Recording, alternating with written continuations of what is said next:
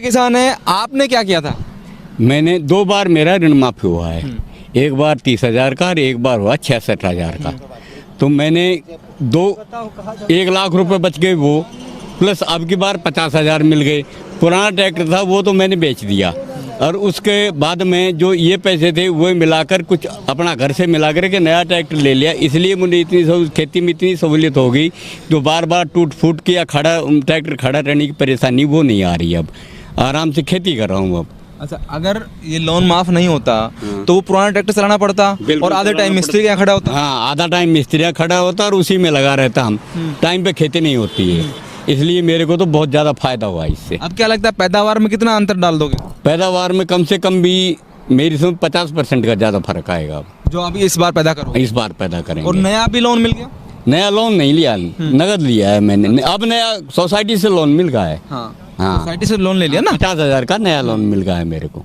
कोई परेशानी हुई? नहीं, कोई परेशानी नहीं, सही टाइम पे मिला है, सही काम हुआ है मेरा। अब क्या लगता है आपको, कोई समस्याएं आती हैं? नहीं, समस्या मेरे कोई नहीं आ रही है। हम समय पे भरते हैं, समय पे फिर मिल जाता है। किसानों की, या आप किसान हो चूंकि, तो कोई और ऐसी परेशानी जिसका सरकार हल कर सकती है?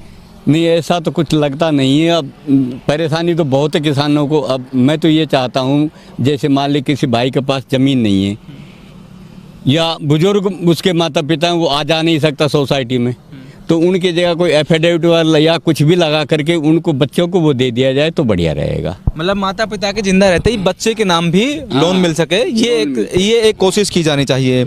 आप भी किसान हैं, आपने भी सहकारिता से लाभ लिए?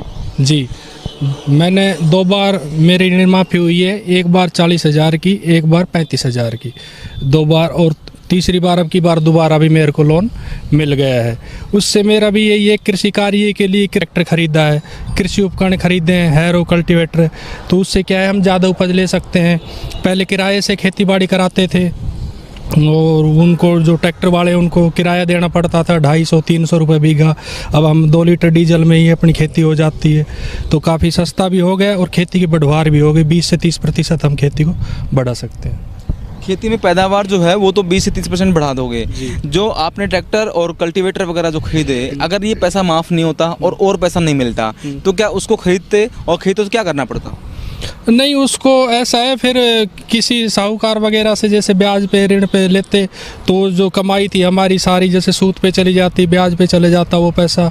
तो उसके लिए सुविधा हो गई, हमें किसी दूसरे से नहीं लेना पड़ा और कृषि की अपने उपज भी बढ़ा ली। कृषि ये भी कह रहे थे कि पुराना ऋण तो माफ़ हो गया, लेकिन पता नहीं ऋण मिलेगा कि नहीं मिलेगा। नहीं, कोई दिक्कत आई? नहीं, ऋण लेने में हमें कोई दिक्कत नहीं है। बहुत सहूलियत से और बहुत अच्छे तरीके से काम हो गया। किसी प्रकार की कोई भी हमें परेशानियों का सामना नहीं उठाना पड़ा। ये कहने की जो पोर्टल है वो राजस्थान में बहुत अच्छा पोर्टल चला है, जो मतलब भारत में पहली बार राजस्थान में चलाया गया और ऑनलाइन ही अप्लाई हो रहा है, मेंबर जो कर रहा है, तो वो कितनी अच्छी चीज़ है। उससे तो सारी सहूलियत ही है भाई, कागज़ों का बार बार इधर उधर चक्कर काटना, सीधा आधार कार्ड ले गए, अपने आधार कार्ड से सीधा जो सिस्टम था अपना वो सारा करा दिया। उससे ऑनलाइन सारा प्रोसेस हो जाता है। बार बार जैसे कभी कोई डॉक्यूमेंट्स, कभी कोई डॉक्यूमेंट, सारा ऑनलाइन एक बार डाटा फीड हो जाता है और सारा सिस्टम। आप जो है, आपको सहकारिता से क्या लाभ हुआ है?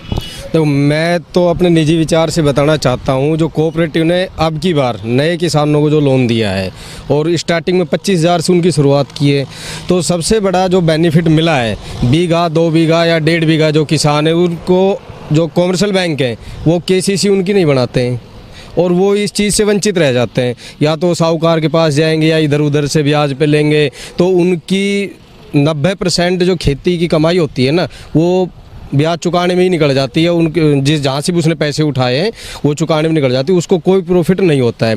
पहली बार राजस्थान में अब की बार अपने कांग्रेस टाइम में किसानों को 25,000 नए किसानों को लोन मिल रहा है और उसको 1-1.5 बीघा वाले को, जिसको कोई भी लोन नहीं देता था, वो कोऑपरेटिव बैंक दे रहा है अब की बार से।